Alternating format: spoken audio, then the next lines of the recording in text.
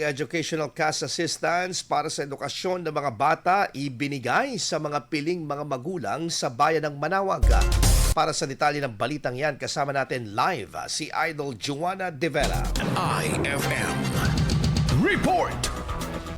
Yes, Idol Mark, binigyan ng 3,000 pesos na educational cash assistance ang mga pamilyang may mga minor de edad sa bayan ng Manawag dito sa lalawigan ng Pangasinan nitong Hunyo 24 taong kasalukuyan. Alinsunod yan sa aktibidad sa pagpapatupad ng Shield Against Child Labor Program ng lokal na pamahalaan.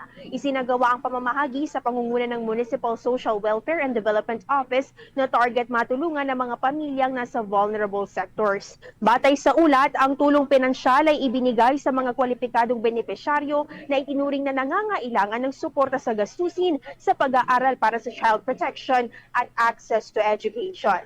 Ang naturang programa ay kahalintulad ng mga naunang assistance at payout initiatives ng MSWD Manawag na nakatuon sa social protection services, partikular sa mga pamilyang nasa low income at vulnerable sectors. Kasama mo live mula dito sa Manawag, Pangasinan, dito sa Idol Joanna De Vera, Tatak IFM. IFM News. IFM News. IFM News.